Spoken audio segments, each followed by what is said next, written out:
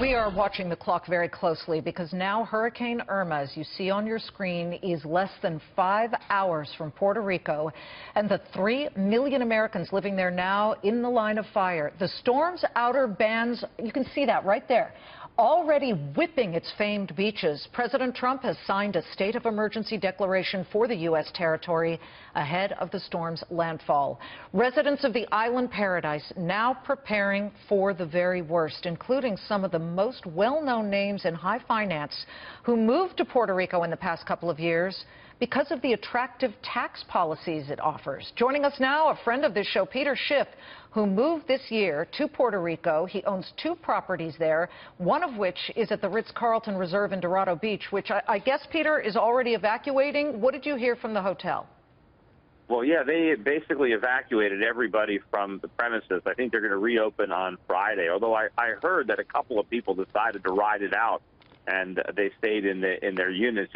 Although ironically, one of the reasons I moved to Puerto Rico was for the weather.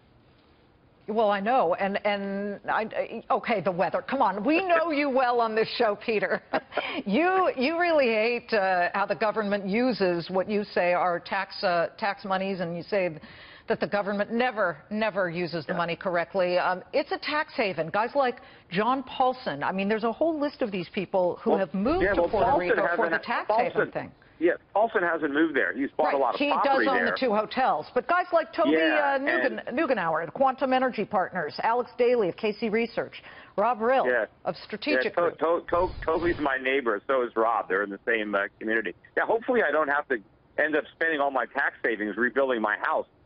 I just bought the house 5 months ago. I had a condo for years, and I just went and bought the house. I guess the guy that sold it to me is probably very relieved now that I own it. Yeah, although you're going to be stuck on it. He lives in Florida, though, so he might not get off scot-free. But, I have another house in Florida. I got a house in South Florida, so I got to worry about that. That's why I tell people, real estate is not an investment.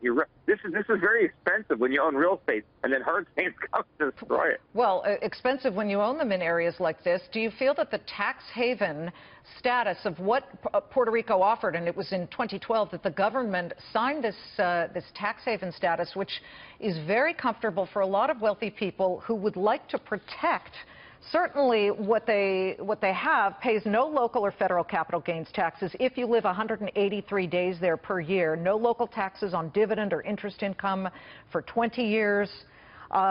Is it worth it? If you come back and you see that your condo at the Ritz and your house is damaged, is it really worth it? Well, I do have insurance, so to the extent that there's damage, I do have a policy. So that'll help. But yeah, no, the tax savings are obviously much larger than the cost to repair the damage to my house would be, or what my condo would be. And, even just the infrastructure. That would be the worst part, because it's so beautiful down there, all the trees and the vegetation. And I hate to see a hurricane come and destroy all that. I mean, it's such a magnificent area where I am, and it would take a long time to recreate that. And yet, Peter, you are against the federal government putting big relief plans, such as what was voted on by the House just 2 hours ago, into effect. You say it's the states and the, I guess, U.S. territories who should pay for it. Well, absolutely. We didn't even have FEMA until Jimmy Carter. That started in 1979. I mean, so how did we deal with disasters before FEMA? There's nothing in the Constitution that gives the federal government the authority, to provide disaster relief for individuals or for states. I mean, and before the federal government got involved, we had hurricanes, we had earthquakes. This stuff is not just new from global warming. This has been going on since the country started, and we were able to take care of it. But, because the federal government is so involved, these disasters become much more expensive because now everybody expects the government to bail everybody out. A lot of people don't buy insurance because they know the government's going to pay for everything. And the government subsidizes flood insurance to make it really inexpensive. So we keep building and rebuilding in flood zones. And so every time there's a hurricane and a flood, it's much more expensive because of the moral hazards created by the federal government. So if the government offers you money, you're going to say, no, moral hazard, not taking it. Well, hey, that's where I draw the line. If they want to give me money, right, obviously I'm going to take it. But of course, the government doesn't have any money, Liz. We're broke. They have to borrow it. They have to borrow it from China. We don't have any money saved up for this disaster relief. We just have to. We're going to have a whole new quantitative easing program just to pay for these hurricanes. Just for hurricanes.